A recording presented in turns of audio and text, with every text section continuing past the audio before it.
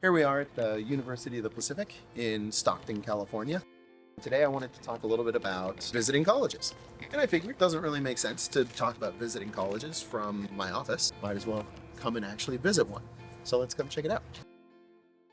When I visit a college, obviously you want to register for a campus visit if you can. If not, you can still tour on your own, and there are some tips and things that you should look for when you're doing that. So at a school like University of the Pacific, they'll actually roll out the red carpet for you pretty nicely if you register for an official tour. Whether you do an official tour or not, there are some things I recommend that you look for and some things I recommend that you try to ignore. And unfortunately, the first thing I'm going to recommend that you ignore is actually the buildings. The buildings, like here on campus, look really, really nice.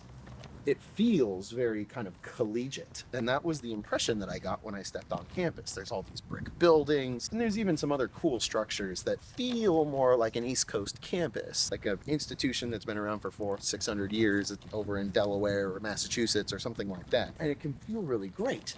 But you're going to spend most of your time inside those buildings, not outside staring at them. That's not where the education is. And you don't want to spend $80,000 a year or $90,000 a year just because the buildings are pretty. It's what happens inside the buildings that matter. While architecture can look impressive and feel cool, it doesn't really add much to your educational experience. So try to ignore the architecture as much as you can. Don't let that play an outsized role in what kind of schools you end up applying to.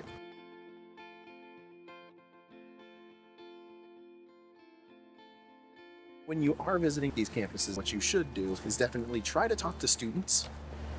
Today, I'm here on a Sunday, and so campus is relatively quiet. I don't actually recommend visiting on a Sunday or even a weekend.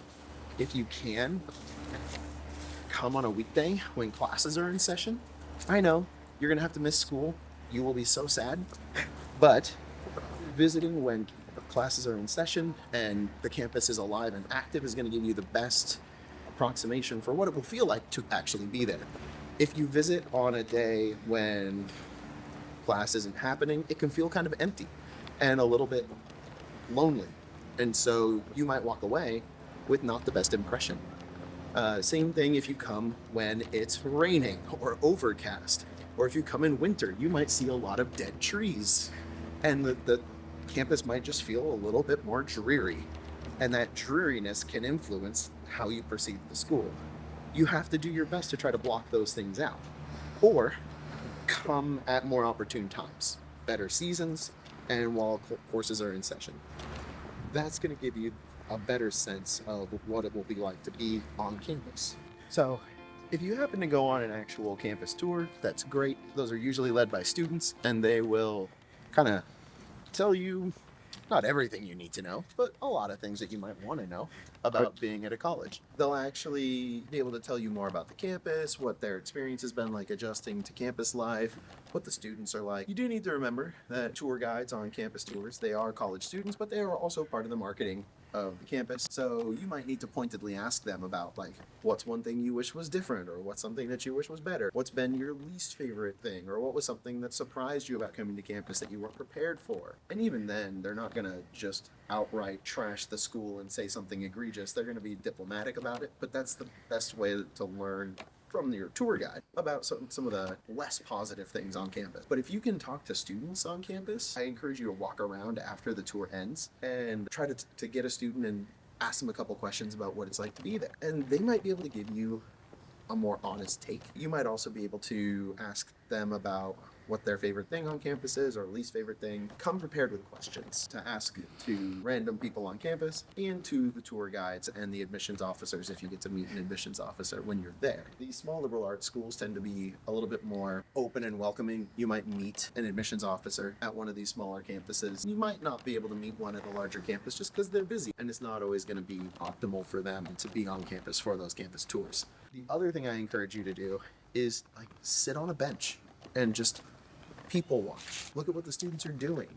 Check them out as they're going to and from classes. Are there people having fun and smiling, or is everyone like head down, stressed out, getting from place to place? Listen to some of the conversations you hear on campus. I remember when I was touring colleges for graduate school after being out of school for a couple of years, and for me it was super refreshing to hear these like intellectual conversations going on and people were debating ideas and issues and talking about politics and this and that in a way that doesn't happen as often out of a college campus environment. Listen to those conversations. What are they like? Do they sound like people that you could get along with, that you would want to be around? These are some things you can do to help you get a sense of the vibe of the campus environment while you're there, in addition to touring. While we're sitting here for a minute with the Student Center behind us with the UOP Dining Commons, I did want to talk a little bit about food and the environment around campus as well. The other thing to do, if you go to another university, I really encourage you to eat on campus if you can. Don't find the Subway sandwiches or whatever chain restaurant that happens to be on campus, and they will be on campus. Go eat in the actual dining hall if you can. Most of them will let you use a credit card and just swipe your card and pay for food and go and eat, so that you can try the food on campus, because you're going to be eating that for at least 1, if not 2, maybe even 3 years of your time at school, depending on where you go. You want to make sure that you're going to have food options for those of you with food sensitivities or religious restrictions or other dietary restrictions, but also to find out whether or not you're going to like that food enough that you can deal with it.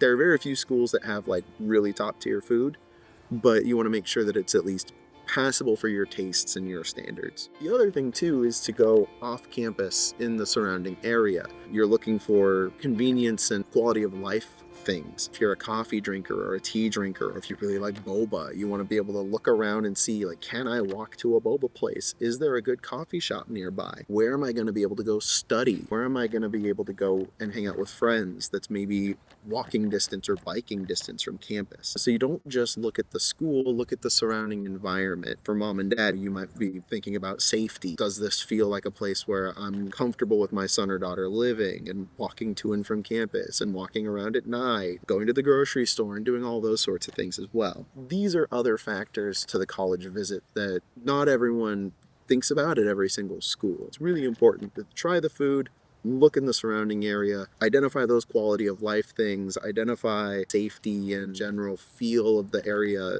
around the campus, because in a big open campus like this, it's open.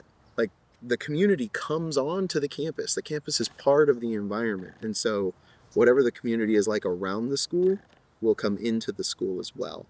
Just being here, I've seen lots of families and kids and people walking their dogs, and it feels very comfortable and friendly on this campus, even on a day like today when school's not in session and there's not a lot of students around, though more are showing up as the day wears on. So those are just some other things to consider when you're visiting a campus. Look beyond your usual suspects as far as colleges go. You know, there are schools that have really good general reputations, but maybe they're not as good at one program, or they have certain majors that they really excel at and they don't excel at other majors. And so just because a school is really well known in general doesn't mean that it's the best place for you to go for your particular major. It also doesn't mean it's the best place for you to feel comfortable and for you to thrive as an individual. And so you could be at one of the most prestigious schools in the country, but if it's not a good environment for you, you're not going to excel there because you're not going to be comfortable. I don't know whether it's safety, or maybe it's just too cold, or you feel rather isolated, and you're not going to be able to show up and do your best. Look beyond general prestige and look at your specific programs and be open and flexible when it comes to looking at colleges. Just because you visit a college and look at it doesn't mean you have to apply there, but it's worth at least exploring your options so you know what's out there when you're going through this process, rather than just looking up a list of the top 50 schools on like US News or some other aggregating website and then just applying to those blindly without checking out the campuses first. And with that, good luck researching colleges.